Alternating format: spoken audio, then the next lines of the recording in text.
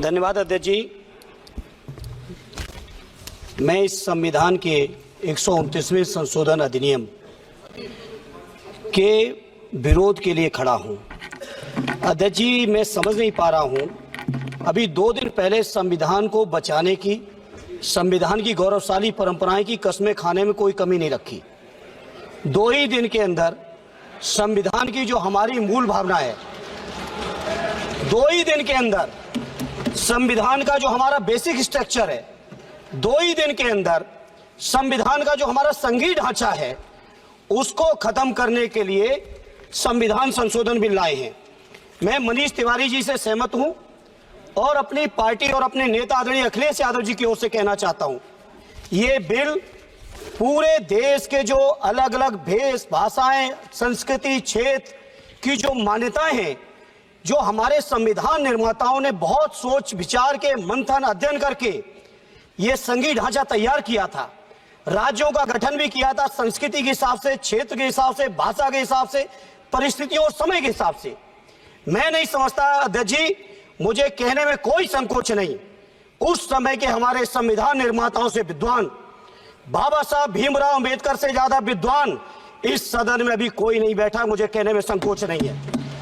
और ये संविधान की मूल भावना को खत्म करके कैसे तानाशाही के रास्ते निकाले जाएं, इसके अलावा कोई काम ही नहीं बचा है। आखिर ये मनीष तिवारी जी ने कहा, कहीं एक विधानसभा के चुनाव अगर कोई अविश्वास आता है, अगर बहुमत नहीं मिलता है, तो क्या पूरे देश का चुनाव कराओगे?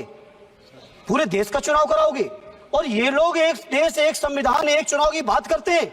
जो लोग 8 विधानसभाएं भी एक साथ नहीं करा पाते हो, मौसम देख के तारीखें बदलते हो, वो लोग बात करते हैं एक देश एक चुनाव की। इसलिए अध्यक्ष जी, मैं अपनी पार्टी की ओर से, अपने नेता आदरणीय अखिलेश यादव जी की ओर से इस बिल का पुरजोर विरोध करता हूं और आपके माध्यम से देश के जनमानस से कहना चाहता हूं, ये भारतीय जनता पार्टी के लोग तानाशाही लाने के नित नए रास्ते लाते हैं। जो 8 विधानसभाओं का चुनाव एक साथ नहीं करा पाए, 4 राज्यों के चुनाव एक साथ नहीं करा पाए, वो पूरे देश की लोकसभा और सारे प्रांतों की विधानसभाएं एक साथ कराने की बात करते हैं। मैं पूछना चाहता हूं सरकार से, अगर एक प्रांत के अंदर सरकार गिरती है तो क्या पूरे देश की लोकसभा के चुनाव कराओगे?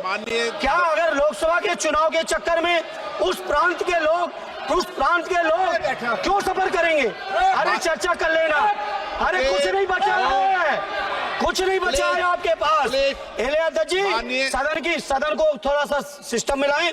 अध्यक्ष जी, आपसे अनुरोध है, आपके माध्यम से सरकार से अनुरोध है, जनता ने बड़ी उम्मीदों के साथ हम सबको भेजा है और हम सब लोगों की जिम्मेदारी है, ये संविधान विरोधी, संघीय ढांचे विरोधी, बेसिक स्ट्रक्चर विरोधी कई केसों की चर्चा की मनीष तिवारी जी ने, मैं उनके साथ जोड़ते हुए माननीय सर्वोच्च न्यायालय की भावनाओं के विरोधी, गरीब विरोधी, दलित विरोधी, पिछड़ा विरोधी, मुसलमान विरोधी, इस नियत को वापस लो।